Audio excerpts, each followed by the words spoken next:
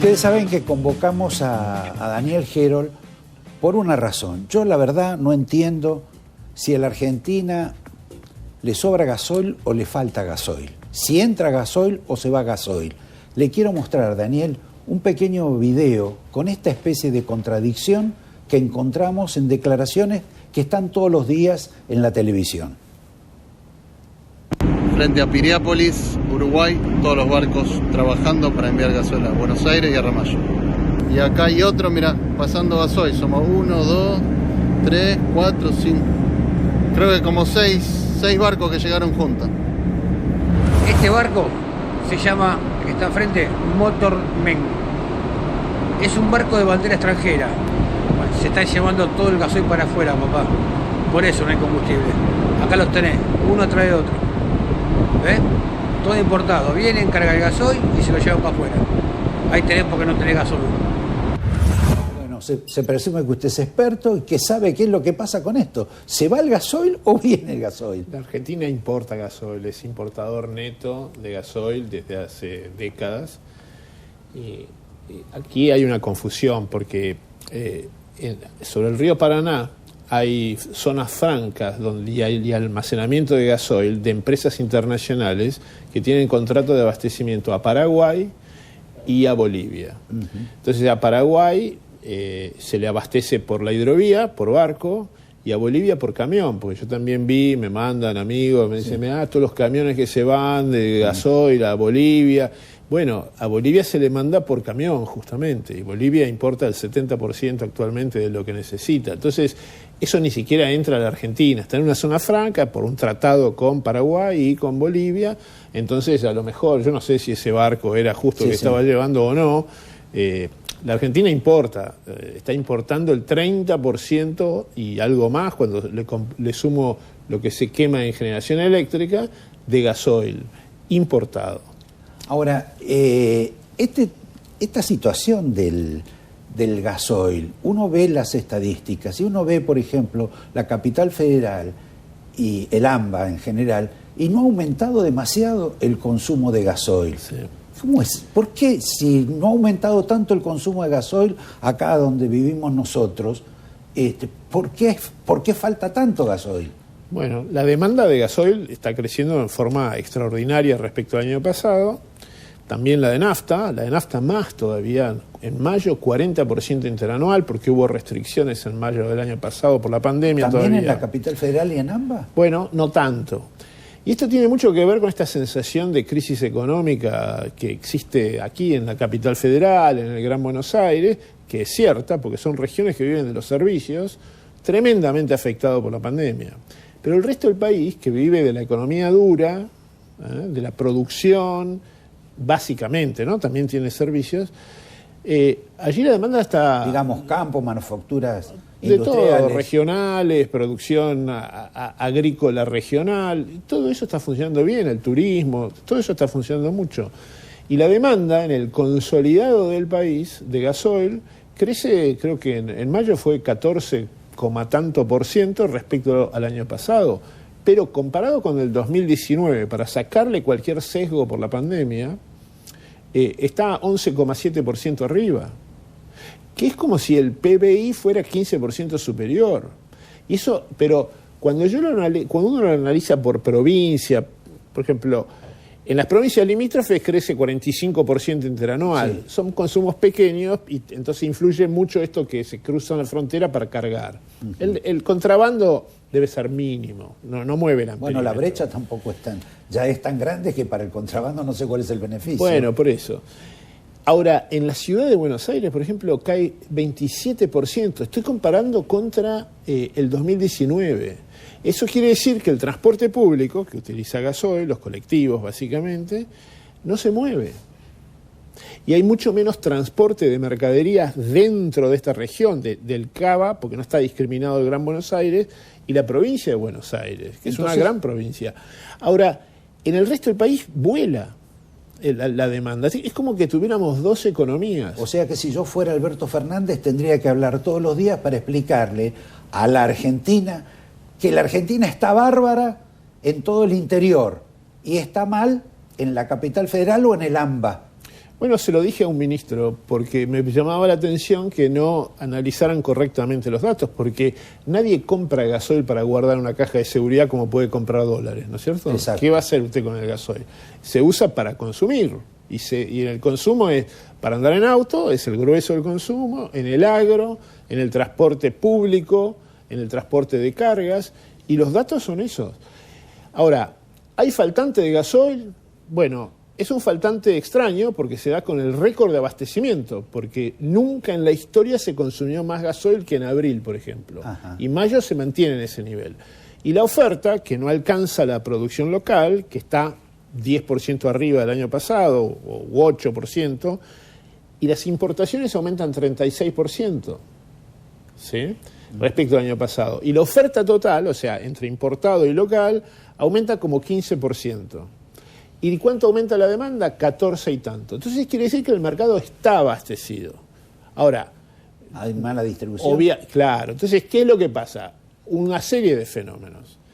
Típicamente, los colectivos y los camiones se abastecían en los distribuidores mayoristas, que son empresas independientes en todo el país que distribuyen y venden a esos canales, grandes volúmenes. Y típicamente lo vendían con algún descuento respecto a las estaciones de servicio. Como ahora el precio de importar es 40% superior al actual, es decir, como si fuera 230 pesos el litro, entonces, como es tan grande, las petroleras se lo venden más caro que a las estaciones de servicio a estos distribuidores. Entonces, los camiones y colectivos que cargaban ahí van a la estación de servicio y quiebran el stock, porque cuando va un camión a una estación de servicio dice, lléneme el tanque, son 800 litros. O sea que hay un problema de tipo comercial. Por supuesto. Por supuesto. ¿Y por qué no se queja el gremio de camioneros? Es muy interesante. Porque las grandes flotas de camiones, de empresas, digamos, de transportistas importantes, tienen convenios firmados de antemano, con previsión de volúmenes, porque no es que yo tengo el gasoil listo para una demanda extraordinaria, como está viendo. Entonces, estos transportistas independientes se enfrentan a un costo mucho más alto, porque lo consiguen, pero mucho más alto. No lo consiguen al precio que quieren para su tarifa. Y sus clientes, que no sé, pueden ser infinidad de tipos de empresas, no le quieren convalidar un incremento en la tarifa. Entonces se produce esto que también se produjo, por ejemplo, en Brasil, y se produce actualmente en Brasil y en muchos países, no solamente de Latinoamérica, sino está el mismo fenómeno en Europa, el mismo fenómeno en Estados Unidos, que aumenta de precio en forma importante y no necesariamente lo pueden trasladar a la tarifa que cobran. Bueno, Javier, estamos haciendo un programa súper oficialista. Yo creía como eso, que tiene razón entonces Cerruti, que dijo que es un problema de crecimiento, que como Argentina está creciendo, por eso falta gasoil. Bueno, hay un problema comercial, claro, que como los precios están controlados, en la estación de servicio es un precio bajísimo, ¿sí? Y ni siquiera porque las empresas petroleras están importando. Respecto al año pasado, se importaron el 90% más. O sea, una cantidad, y pierden como 40%. Entonces, bueno, para minimizar la pérdida, levantaron mucho el precio, especialmente del gasoil premium, que no se fabrica acá completamente en la Argentina. Y hoy tiene una brecha, el premium, respecto al gasoil común, de 38 centavos de dólar, que jamás en la historia tuvo esa brecha.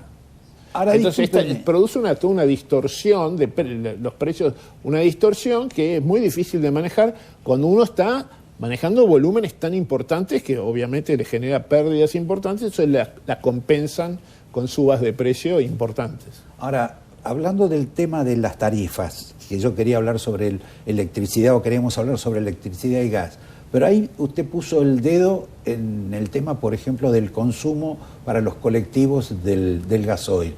Uno ve el precio de los viajes en colectivos y comparándolo, por ejemplo, un café, son 13 viajes en colectivos. Sí. Parece un disparate nacional, monstruoso, económicamente hablando. Sí, lo es, por supuesto, y yo lo hago extensivo al gas y la luz. Porque, por ejemplo, en la ciudad de Buenos Aires la tarifa media de gas por mes debe ser 1.000 pesos y la de luz un poquito más. Ahora, no hay lugar para ir a un recital.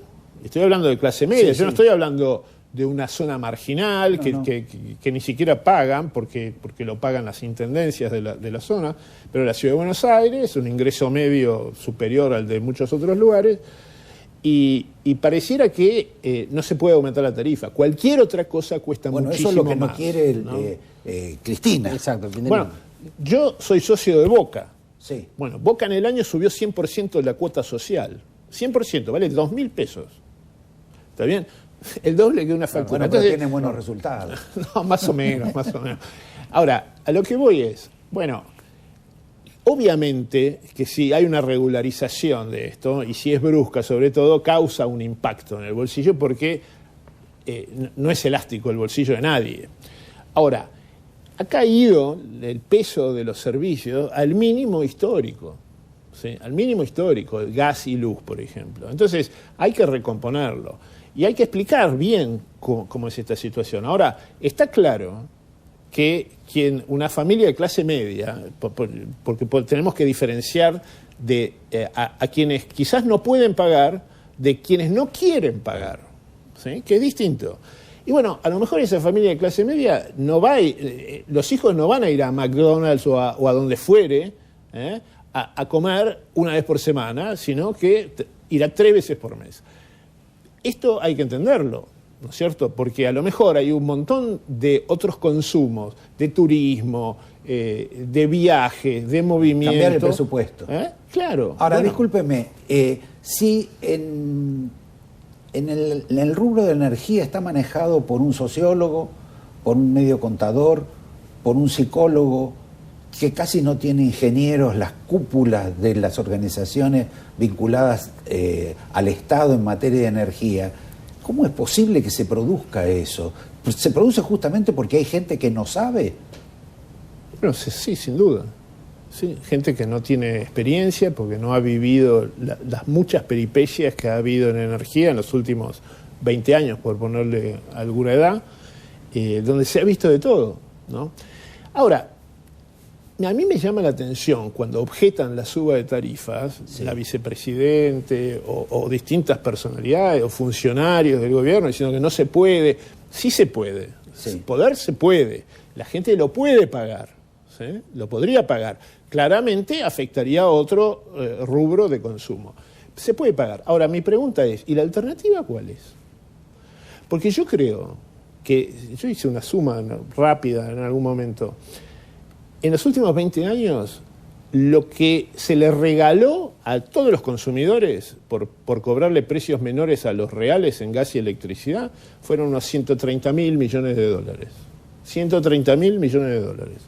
Si eso se hubiera invertido, supongamos, habrá quien diga, bueno, se la hubieran llevado toda, pero si se hubiera invertido, y estamos aquí en San Justo, hubiera más movimiento, hubiera más fábricas, la Argentina que tiene el precio del gas, el real, el costo real de producir gas y suministrarlo al mercado más barato del mundo hoy, más barato del mundo, cuesta el 35% de lo que cuesta en Estados Unidos, o sea, tenemos una ventaja competitiva importante. Estoy seguro que habría mucho más actividad económica, una economía mucho más balanceada, una macroeconomía equilibrada, y por lo tanto no habría tanta inflación y la gente tendría mucho más poder adquisitivo en su salario y que podría pagar perfectamente su tarifa. Entonces, perdón, sí. Javier, me parece que Cristina, en lugar de consultarlo a Melconian o consultándolo a Melconian también, debería consultarlo tal vez ha sido un llamado en esta semana. No, en esta semana. Digo, Cristina, Alberto, sí. Macri. No, es difícil porque la verdad que es un poco extraño, en general, mi experiencia personal con dirigentes políticos, que muchas veces me han pedido, bueno, escribime en una hojita qué es lo que hay que hacer. Y yo les digo, no se puede escribir en una hojita, claro, porque esto es complejísimo. Es muy difícil. Es como que usted me diga, bueno, lo llama a Favaloro y le dice, bueno, decime en 3 minutos cómo se opera el corazón. Y él profesionalmente le tiene que decir que no le puede satisfacer su inquietud, claro, porque es muy difícil. Pero perdón, no puede ser tan difícil para que los funcionarios se hayan pasado 2 años y medio viendo el tema de cómo producen segmentos en las tarifas y después, que todavía no lo han decidido, en una semana quiere que los consumidores paguemos el nuevo precio. Yo tengo la impresión que en base a mi experiencia, que esto no va a prosperar porque no tiene mucho sentido. Acá se quiere inventar la rueda, es decir, es como que yo la luz la voy a cobrar, usted es rico, el del octavo C es rico, el del octavo B es pobre, entonces no se lo voy a pagar, por ahí viven en el mismo lugar. Bueno, es como si yo cobrara la tira de asado porque usted es rico a 1.000 pesos el kilo y usted es pobre a 500. No existe esto. Lo cual no quiere decir que haya gente que no puede pagar y, qué sé yo, digamos, yo aumentaría todo lo que corresponde, y a los que, por ejemplo, para hacerlo práctico y arrancar rápido, a los que ya reciben un plan de todos estos, un montón de planes que hay, al que recibe una jubilación mínima, le doy una tarjeta por el consumo anual que tiene, que está perfectamente medido por todas las distribuidoras, saben cuánto consumió usted en cada momento. Entonces, y eso se lo cobro a la mitad, o a lo que quieran, a lo que digan que tiene que ser el subsidio. Y en 3 años, 4, lo vamos retirando. Eso, a la vez que vamos reduciendo el costo, porque lo importante es que tengamos el menor costo posible. Ahora, tiene un costo. Es fantasía de decir, no, vamos a subsidiarlo porque la gente no puede pagar. Bueno, pero ¿cómo puede pagar otra cosa? Está claro. Daniel, le agradezco la presencia. Gracias. A vos casi ni preguntaste. A ustedes los invito a un pequeño corte y volvemos luego para completar el programa con algunas primicias que nos quedaron colgadas aquí y una nota con el profesor Jiménez. Exacto. Que trata, bueno, ustedes van a escuchar cómo lo trata al señor Kicillof, gobernador de la provincia de Buenos Aires.